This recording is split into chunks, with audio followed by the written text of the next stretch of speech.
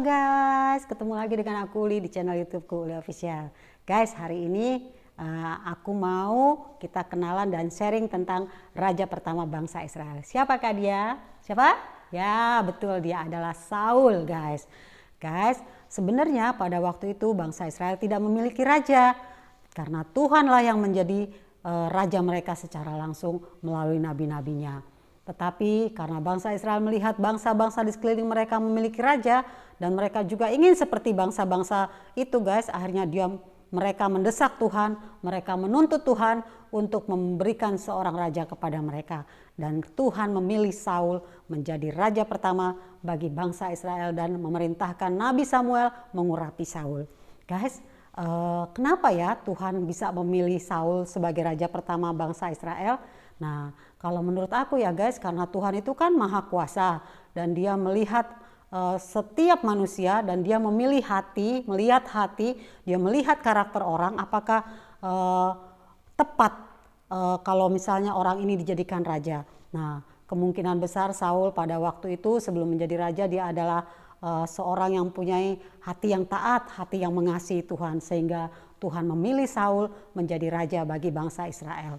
Nah guys, dalam perjalanan kehidupan Saul, apakah dia tetap terus mengasihi dan mentaati Tuhan dalam kehidupannya?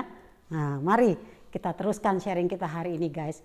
Pada waktu itu Tuhan memberikan firman-Nya kepada Nabi Samuel untuk dikatakan kepada Saul bahwa Saul dan bangsa Israel harus menumpas seluruh bangsa Amalek, tidak hanya orang-orang guys, tetapi juga hewan-hewan.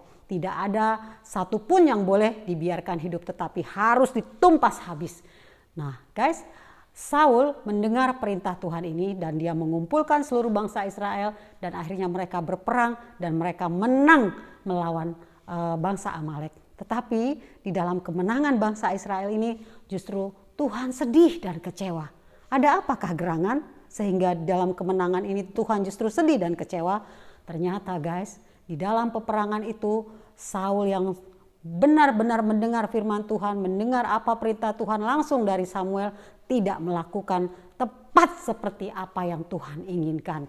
Nah, akhirnya Tuhan menyuruh Nabi Samuel untuk bertemu dengan Saul. Nabi Samuel juga sedih ya guys, dan dia juga marah kepada ketidaktaatan Saul terhadap firman Tuhan. Nah guys, Samuel datang dan berkata kepada Saul, "Kenapa kamu tidak mentaati perintah firman Tuhan?" Guys, Saul pada waktu itu yang mengetahui kesalahannya, yang seharusnya dia minta maaf guys ya, dia enggak guys, dia dengan santai bilang, "Oh tenang, semua itu bangsa Amalek sudah aku tumpas." Terus tetapi memang aku membawa Agag rajanya hidup-hidup. Wah guys, Nabi Samuel ini makin marah ya. Terus dia juga bilang gini, "Terus apa yang aku dengar itu? Suara kambing, domba, lembu, sapi. Kenapa kamu biarkan hidup-hidup?" Wah guys, ini Raja Saul ini guys, dia beralasan lagi membenarkan dirinya dan tambah tidak sadar bahwa dia itu sudah salah di hadapan Tuhan dan di hadapan Nabi Samuel ya guys ya. Dia bilang gini, "Oh semua hewan-hewan yang buruk dan jelek itu sudah kami tumpas. Tetapi rakyat mengambil semua lembu, domba, sapi jantan yang bagus-bagus dan semuanya itu digunakan untuk mempersembahkan korban bakaran dan korban sembelihan kepada Tuhan." Aduh guys, hati Nabi Samuel itu makin marah karena ternyata karakter Saul sudah berubah guys ketika dia menjadi raja. Di dalam hatinya tidak ada lagi ketaatan kepada Tuhan seperti pada waktu ketika Tuhan melihat dia dan memilih dia sebagai raja. Semua karakternya yang baik itu sudah tidak ada lagi. Wah guys, akhirnya Nabi Samuel mengatakan sebuah firman Tuhan kepada Raja Saul dan itu aku mau bacakan ya guys ya supaya nggak salah. Tetapi jawab Samuel, "Apakah Tuhan itu berkenan kepada korban bakaran dan korban sembelihan sama seperti kepada mendengarkan suara Tuhan? Sesungguhnya mendengarkan lebih baik daripada korban sembelihan, memperhatikan lebih baik daripada lemak domba-domba jantan. Sebab pendurhakaan adalah sama seperti dosa bertenung dan kedegilan. Dan penyembahan berhala sama seperti dan kedegilan adalah sama seperti menyembah berhala dan terafim. Karena engkau telah menolak firman Tuhan, maka ia telah menolak engkau sebagai raja." Wah guys, Nabi Samuel secara tegas mengatakan, karena kamu sudah menolak taat kepada firman Tuhan, maka Tuhan sudah menolak kamu.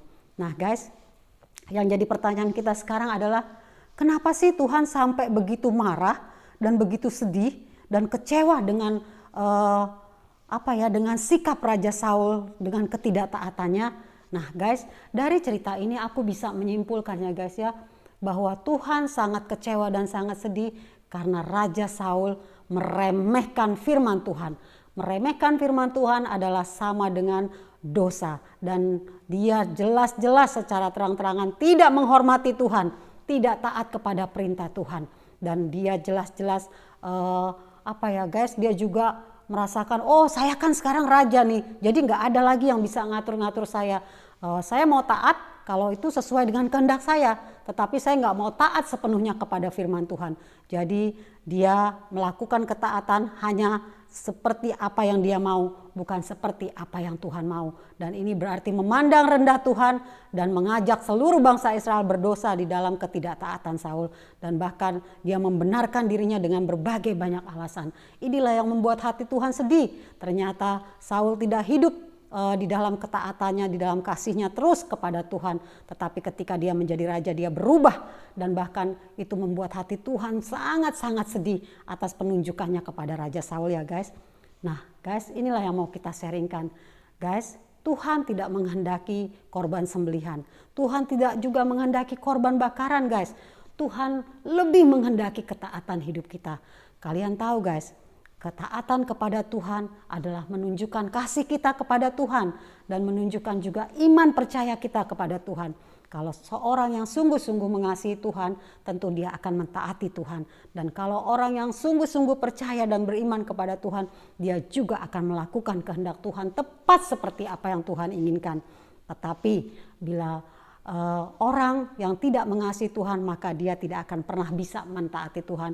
Dan orang yang tidak percaya dan tidak beriman, maka dia juga tidak bisa melakukan tepat seperti apa yang Tuhan lakukan, alias dia tidak mau taat ya guys. Dan itulah yang terjadi dengan Raja Saul. Guys, tentu kita sebagai hamba Tuhan, kita mau menjadi hamba yang setia di hadapan Tuhan, dan kita mau menjadi hamba yang taat kepada Tuhan. Mari guys, kita lakukan seluruh kebenaran firman Tuhan ini dengan taat, dengan setia, dan juga ketaatan kita itu harus seperti apa yang Tuhan inginkan, bukan seperti apa yang kita mau. Jangan kita melakukan firman Tuhan ini memilah-milah guys. Aku mau yang ini, aku nggak mau yang ini. Aku mau hanya melakukan yang ini, aku tidak mau melakukan yang ini. Jangan guys. Tetapi kita taat kepada seluruh kebenaran firman Tuhan tepat seperti apa yang Tuhan inginkan, sehingga semuanya menyenangkan hati Tuhan. Karena kalau kita bisa menyenangkan hati Tuhan guys, tentu Tuhan akan memberkati kehidupan kita dan akan melimpahi kita dengan segala kebaikan-kebaikan dan kemurahannya di dalam kehidupan kita. Guys, kita tidak perlu khawatir, kita tidak perlu banyak alasan. Aku kan gak bisa taat pada firman Tuhan, aku kan begini, aku kan begitu. Jangan guys, karena Tuhan sudah memperlengkapi kita dengan Roh Kudus, maka kita pasti akan bisa mentaati Tuhan. Semua itu adalah sekarang tergantung kita. Jangan kita menjadi seperti Saul guys. Saul memulai semuanya dengan baik, tetapi mengakhirinya dengan tidak baik. Tapi marilah kita mengakhiri ketaatan kita dengan sempurna guys. Seperti pertama kita mengasihi Tuhan, dan kita mengakhirinya juga dengan kasih dan ketaatan kita kepada Tuhan, sehingga semuanya menyenangkan hati Tuhan. Oke guys? Nah, mari kita sama-sama taat, kita sama-sama terus mengasihi Tuhan. Bersama dengan aku Uli di channel YouTubeku Uli Official, bersama hal-hal kecil di sekitar kita bisa merasakan kebaikan Tuhan dalam hidup kita. See you guys, Jesus bless you.